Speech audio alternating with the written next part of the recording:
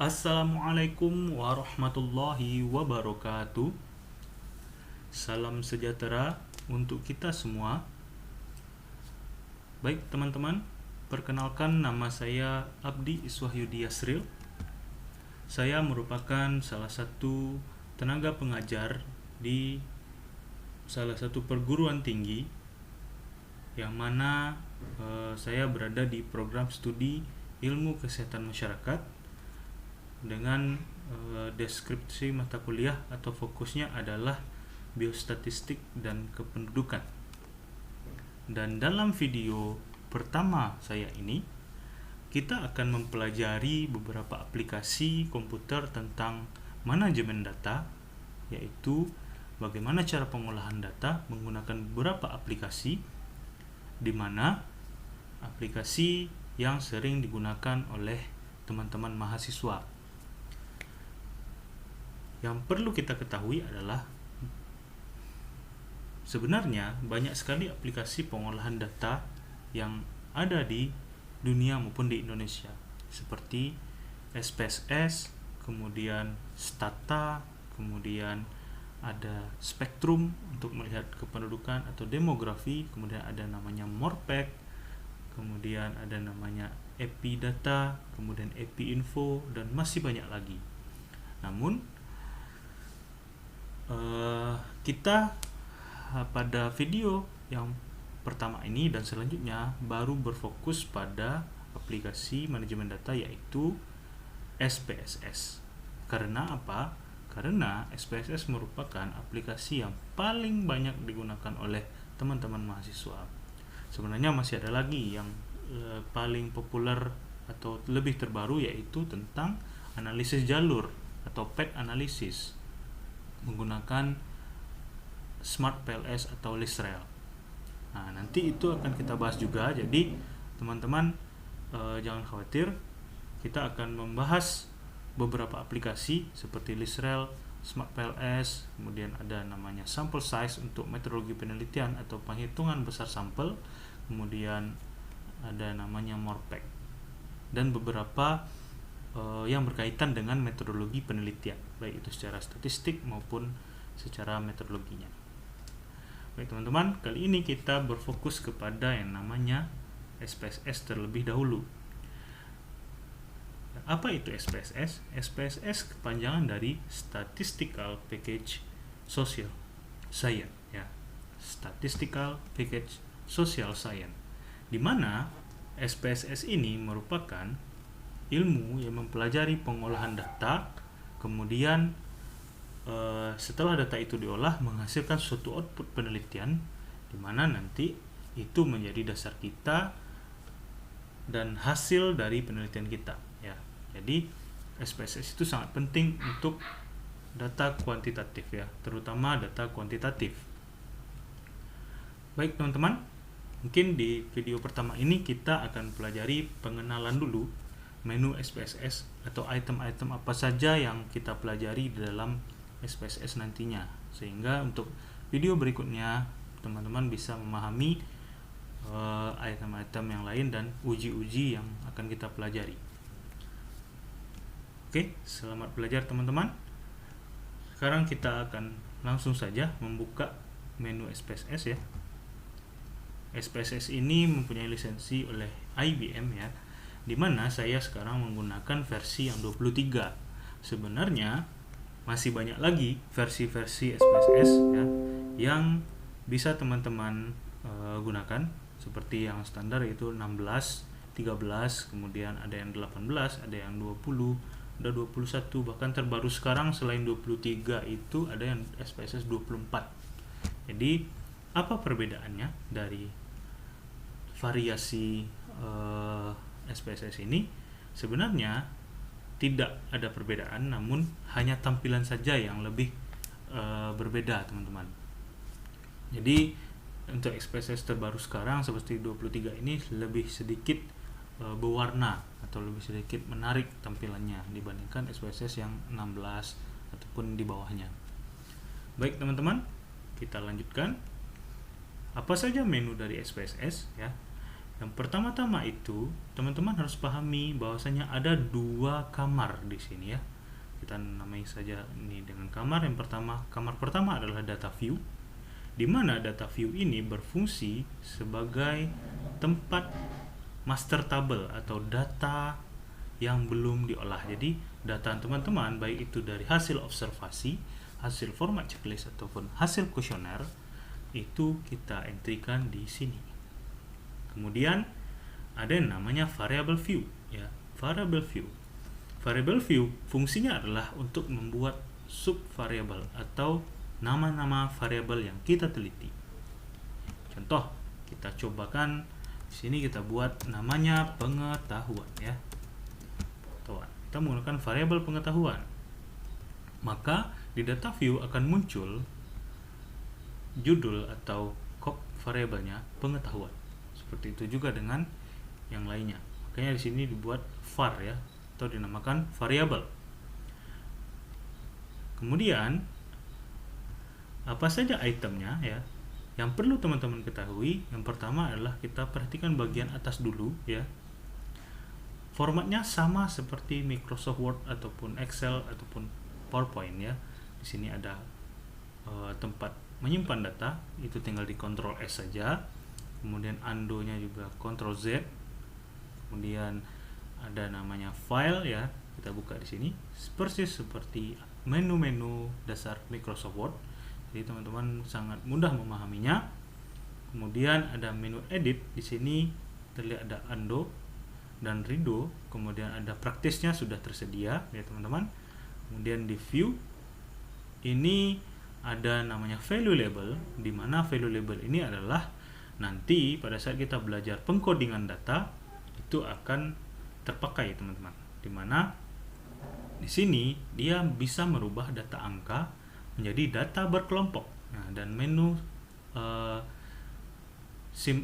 menu cepatnya ada di sini, sudah tersedia ya, menu akses yang simpelnya. Kemudian ada namanya data ya. Ini menu-menu yang banyak dan sangat jarang digunakan, jadi kita tidak ulas ya teman-teman. Jadi kita yang penting-penting saja yang kita ulas. Kemudian ada namanya transform ya, di mana transform ini terdiri dari compute variable, di mana compute ini berfungsi sebagai kalkulator ya, seperti kalkulator. Kita klik, nah seperti ini teman-teman hasilnya.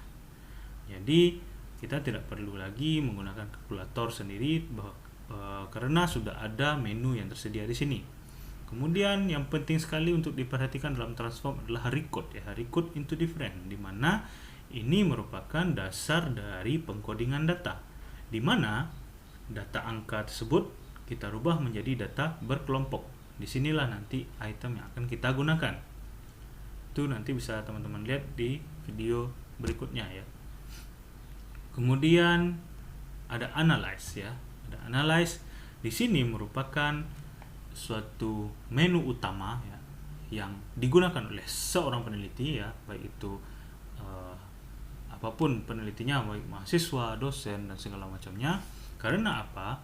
Analyze merupakan tempat kita mengolah data, baik itu komparmen contohnya. Ini merupakan seluruh penelitian eksperimen, ujinya ada di sini.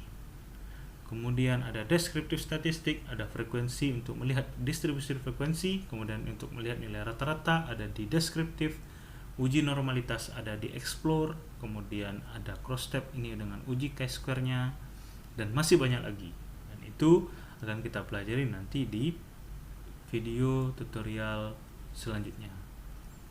Untuk direct marketing grafik, ini untuk membuat grafik ya, chart itu sudah teman-teman mungkin sudah bisa. Ini tinggal dipilih, ada grafik batang, grafik garis, lingkaran dan segala macamnya. Kemudian ada utilities, ini tidak terlalu digunakan, sampai help itu diabaikan saja. Yang terpenting adalah menu-menu analyze, transform, itu yang terpenting teman-teman untuk dasar pertama ini. Baik teman-teman, selanjutnya kita menuju ke menu variable view, di mana dalam menu ini item-item yang terpenting adalah name, type, width, decimal, label, and value. Dari missing ke roll ini tidak usah kita otak-atik ya teman-teman. Jadi yang penting dipahami adalah dari name hingga value. Oke, yang pertama kita perhatikan name. Dimana name ini tadi sudah kita coba membuat variabel pengetahuan. Kemudian penegasannya adalah name ini tidak boleh dispasi katanya. Jika teman-teman ingin membuat 2 atau 3 kata, jadi tidak bisa dispasi teman-teman. Contoh kita buat di sini tinggi badan.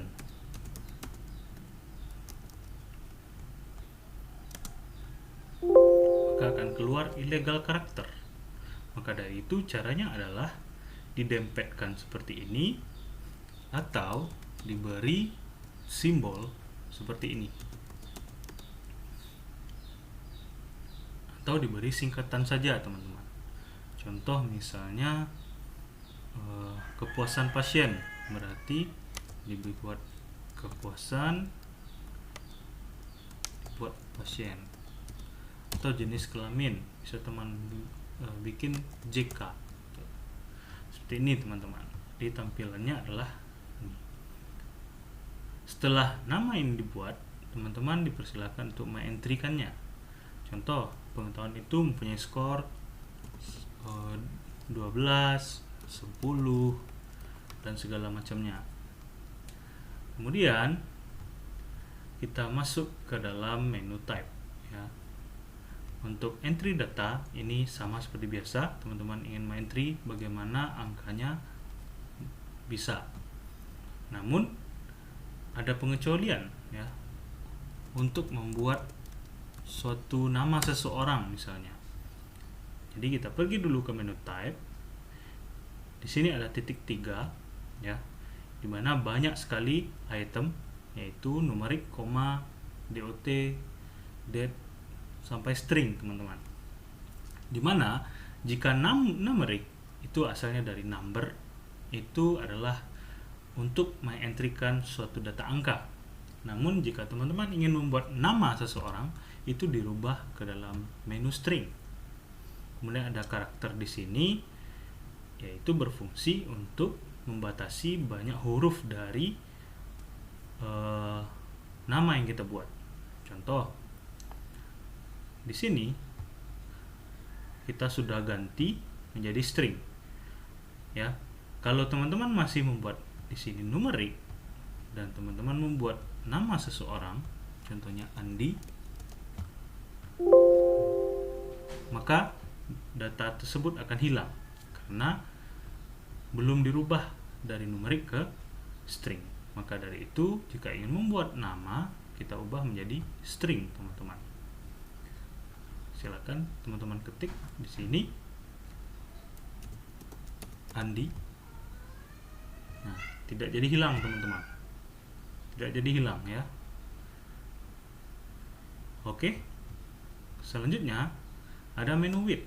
Ini sama seperti karakter, di mana banyak huruf atau banyak angka, batasannya yaitu 8 ya. Jadi diberi batasan. Ini tidak selalu dirubah, dibiarkan saja. Kemudian yang berikutnya adalah desimal. Di sini terlihat ada 2 belakang koma.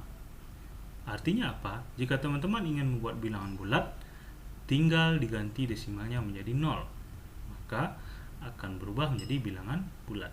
Itu fungsi desimal. Kemudian ada label di sini, teman-teman. Contoh, kita misalkan ada singkatan di name itu JK, kita beri label jenis kelamin ya. Jadi boleh dispasi kalau untuk label. Kemudian cap pasien ya, kepuasan pasien. Nah, untuk label bisa dispasi, teman-teman. Berikutnya adalah menu value ya. Value itu berfungsi untuk pengkodingan data.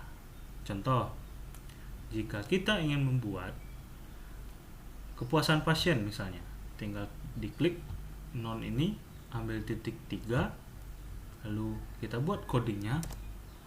0 itu tidak puas, add, kemudian 1 itu puas, add, kemudian OK. Silakan teman-teman masukkan codingnya ya. Jadi ini 11 misalnya 1 0 1 0. Lalu dari mana buktinya? Itulah fungsi value label tadi teman-teman, untuk melihat apakah pengelompokan data kita benar. Nah, seperti ini teman-teman hasil. Baik teman-teman, mudah kan? Mudah sekali ya untuk dipahami. Jadi itulah menu-menu yang penting atau dasar dari perkenalan dari SPSS ini. Berikutnya kita akan mempelajari bagaimana membuat penjumlahan atau dinamakan compute variable, kemudian pengkodingan ya dengan menu transform teman-teman. Itu akan tersedia di video berikutnya. Oke teman-teman, mungkin itu saja pengenalan menu SPSS kali ini. Mudah-mudahan sangat bermanfaat dan bisa dipahami. Ingat teman-teman, aplikasi manajemen data terutama SPSS itu sangat penting adalah latihan ya, latihan atau praktek dan praktek, karena itu akan lebih memudahkan kita dalam mengerjakannya. Selamat belajar teman-teman. Jangan lupa jika ada pertanyaan silahkan berikan pertanyaannya di kolom komentar ya yang sudah disediakan, dan jangan lupa like, comment, and subscribe serta share dan bunyikan tanda loncengnya agar kita selalu terhubung dan teman-teman bisa mengetahui video-video terbaru dari Iswahidi Education Channel. Oke teman-teman, kita sudahi saja. Wabillahi taufiq wal hidayah. Assalamualaikum warahmatullahi wabarakatuh.